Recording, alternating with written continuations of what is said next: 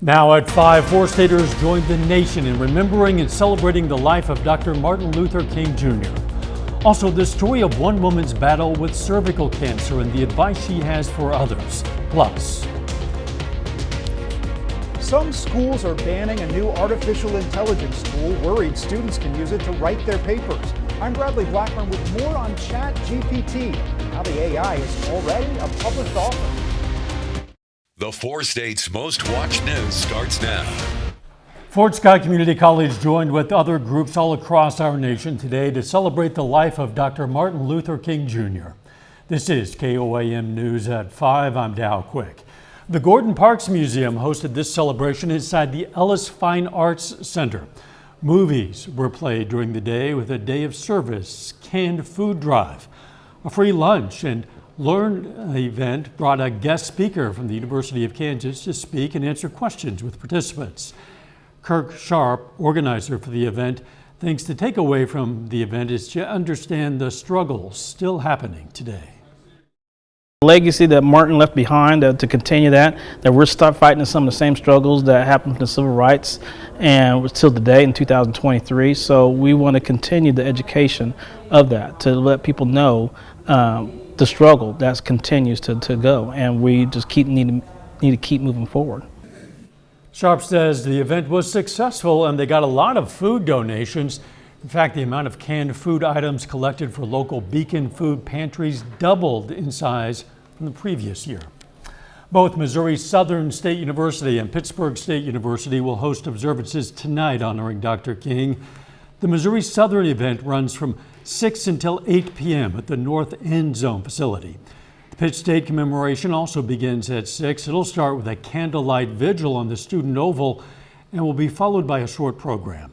That's sponsored by PSU's Office of Student Diversity in conjunction with the Black Student Association. Of course, it isn't just here. All across our nation, and Americans pause today to remember and celebrate the life of Dr. King. Many participated in a day of service. Nicole D'Antonio reports. At Chicago's Parkside Academy, volunteers gathered to paint inspirational murals on the walls of the school. In the nation's capital, Vice President Kamala Harris joined students at George Washington University to assemble academic kits for young children. Philadelphia honored Dr. Martin Luther King Jr.'s legacy, ringing the Liberty Bell. The city of Houston held its annual parade. In Los Angeles, Denver, and San Antonio, residents filled the streets for marches. We have a long way to go, but we've made so much change already. Diversity, equity, inclusion, that's really the future of what we're marching for today, and that's Dr. King's legacy. 2023 marks 60 years since the March on Washington and Dr. King's speech demanding civil rights, jobs, and freedom. He helped drive the passage of the Civil Rights Act of 1964 and the Voting Rights Act of 1965. Here at the Martin Luther King Jr. Memorial in Washington, D.C., people have been coming all day to take photos and reflect on what the civil rights leader means to them. Just like a sense of oneness, I guess, for me, and unity to see so many people here at the same time. At an MLK breakfast hosted by Reverend Al Sharpton's National Action Network, President Biden highlighted his economic and infrastructure policies that he says are helping to make Dr. King's dream a reality. To go forward, we need to go together. So let's be guided by Dr. King's light. Sunday, the president visited the Atlanta church where King was pastor and became the first sitting president to speak at the service. Nicole D'Antonio, CBS News, Washington. Yesterday was Dr. King's birthday. He would have been 94 years old. He was killed in 1968 at the age of 39. Let's check in with Chief Meteorologist Doug Heddy for a first look at the weather. Well, it definitely turned out to be a nice Monday weather-wise. Partly sunny skies, temperatures pretty good, upper 50s in our northern counties, and then everybody else in our southern counties mainly sitting into the low to mid 60s. A little bit on the windy side today, but the winds are starting to die down. We had gusts earlier about 25 to 30 miles per hour. Now they have kind of tamed down just a bit. We have kind of southwesterly winds at about 5 to 15. We do have a few clouds kind of scooting through, but in general, this storm system is pulling out of here. So we look pretty good as we go into the evening hours, but already our next storm system building back to the southwest will drop back near 40 as we go through the overnight hours for us tonight. So it is going to cool down just a little bit. We do have rain chances in the forecast. We're going to look at that here in just a bit. See you soon. Republicans in Congress are demanding to know who may have had access to classified documents found at President Biden's former Capitol Hill office and his Delaware home. House Oversight Chairman James Comer sent a letter to the White House requesting the visitor log of President Biden's Wilmington home since he was elected. White House officials say they've turned over 5 more documents found at the president's home over the weekend to DOJ officials, and that they are fully cooperating with the special counsel's investigation. Police in Italy have captured convicted mafia boss Matteo Messina Denaro, the country's most wanted fugitive. A special forces squad arrested the 66-year-old godfather at a medical clinic in Sicily, where he was reportedly receiving treatment for colon cancer. Messina Denaro was a leading figure in Cosa Nostra, the real-life Sicilian crime syndicate depicted in the Godfather movies. He had been on the run for 30 years. Rescuers are racing against time in Ukraine, sifting through the rubble after one of Russia's deadliest attacks on civilians in the entire war. One missile killed at least 30 people when it hit an apartment building in the city of Dnipro on Saturday. About 1,700 people lived in that multi-story building. At last report, 39 people have been rescued and 30 more remained missing. Still ahead, a survivor's story. January is cervical cancer awareness. Plus, good news concerning the COVID booster. Those stories next in Health Watch. Topping today's Health Watch, a highly transmissible Omicron subvariant now accounts for 43% of COVID cases in the U.S. The Centers for Disease Control says the rise of XBB.1.5 strain is connected to the uptick in cases over the last 6 weeks. The good news is experts say the current booster shots continue to protect against severe infection. Researchers are warning young women about taking contraceptive advice from social media influencers. Experts at the University of Delaware analyzed dozens of posts from influencers with as many as 2 million followers. They found inaccurate birth control advice could be putting young people at risk for unplanned pregnancies. Spending time with family may improve your health. A new global study analyzed the health behaviors of 13,000 people around the world. It found those with strong family bonds were more likely to adopt habits like hand washing, social distancing, and wearing a mask. The study also found strong social bonds are linked to better mental health and well-being. January is Cervical Cancer Awareness Month. It's a disease that's treatable if picked up early with screening and preventable with the HPV vaccine. Michael George spoke with a cancer survivor about her advice for women. When Nora Lindo Salmon started feeling intense abdomen pain last year, she went to the doctor. The mother and grandmother learned she had advanced cervical cancer. They said, I have cancer. And I said, I don't believe it's still cancer. The Jamaica native had not been getting regular gynecological exams. Unfortunately, though, many women, especially underserved women, have not seen physicians and they don't get regular screening. Dr. Stella Limberis is a radiation oncologist at NYU Langone Perlmutter Cancer Center. She says cervical cancer is treatable if detected early. In Nora's case, she had 5 weeks of chemotherapy and internal radiation treatment called brachytherapy. It's the safest way to deliver radiation so that we can reduce side effects. A new American Cancer Society report estimates about 14,000 cases of invasive cervical cancer will be diagnosed this year, and more than 4,000 women will die from the disease. Death rates have dropped significantly with increased use of the Pap test, and the report shows a 65% reduction in cervical cancer rates in women in their early 20s. That's after the introduction of the HPV vaccine, which protects against the human papillomavirus, which causes cervical cancer. Today, I am wonderful. I'm feeling wonderful. Nora finished her treatment in June and is currently disease-free. She's now encouraging women to get their annual exams and screening. I would tell them not to be afraid. Not to be afraid. Be strong. Make the first step. A step that could be life-saving. Michael George, CBS News, New York. The American Cancer Society says higher HPV vaccination rates have the potential to virtually eliminate cervical cancer. And that is a look at today's health.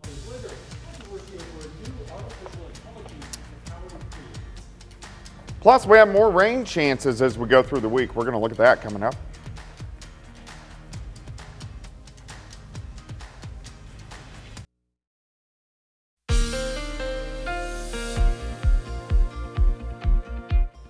Well, definitely turned out to be a nice Monday for us today. Partly sunny skies, a little bit on the windy side, especially through the morning hours, but the winds are starting to calm down just a bit. Nice shot. This is Indigo Sky Casino and Resort. Indigo is just outside of Seneca, Missouri. Look at our temps. We look pretty good. Most of us are sitting upper 50s to lower 60s, 58 in Nevada, 62 in Neosho, 65 at Grand Lake. Pittsburgh, 58. Yates Center is sitting at 60 degrees. Look at the winds all day long, kind of strong southerly winds. Now they're kind of kicking out of the southwest and starting to die down just a little bit.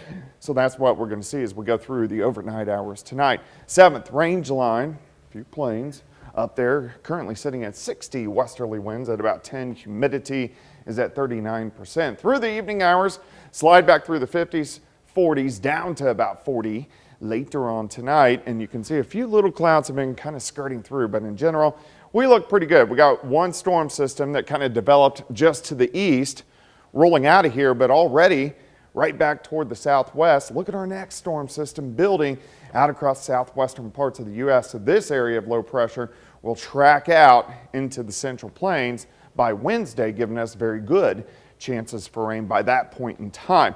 All right, let's go through time.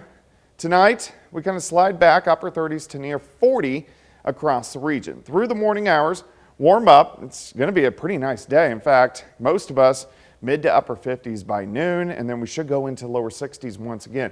We are going to get some clouds in here late in the day, but overall, it looks like a pretty good day. 38 to start, 57 by noon, 62 by 5 p.m.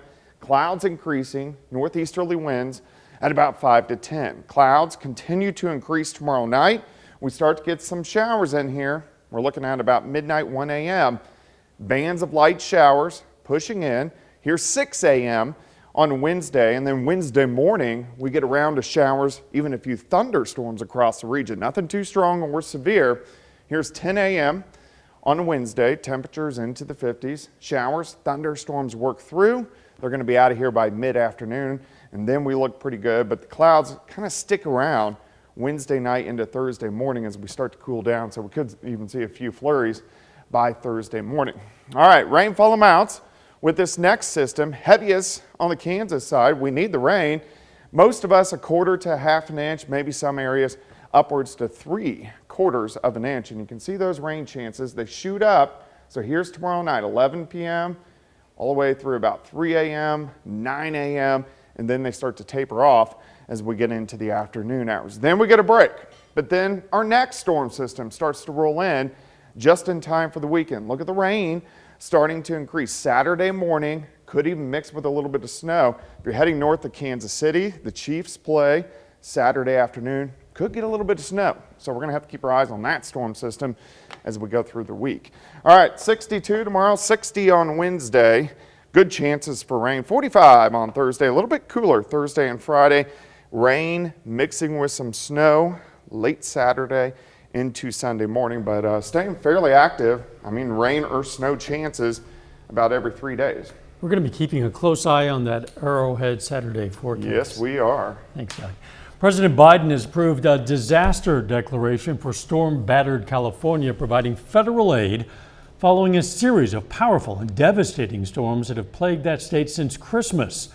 Rounds of rain, wind, and snow hit the state again this weekend, and communities have raced to clean up the estimated billions of dollars of damage before the next storm strikes.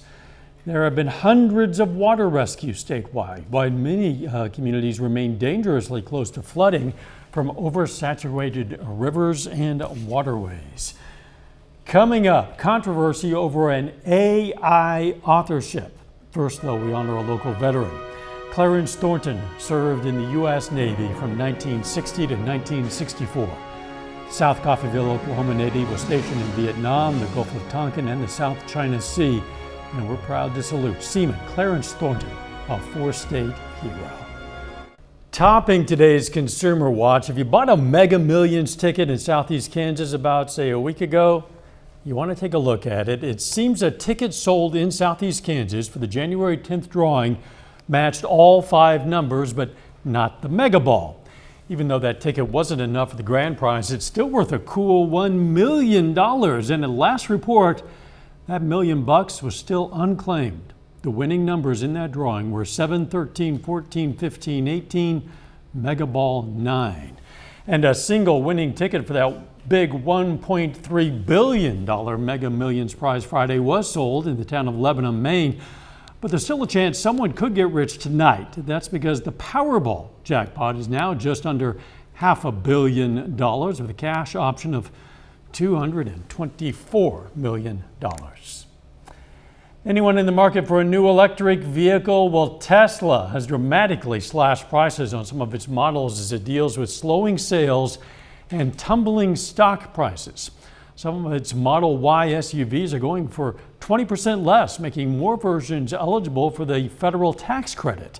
Well, the company has reduced the base price of its 3 least expensive models, the Model 3, by 6%. Prince Harry is playing second fiddle to no one when it comes to book sales. His explosive memoir, Spare, is the fastest selling nonfiction book of all time. That's according to the Guinness Book of World Records.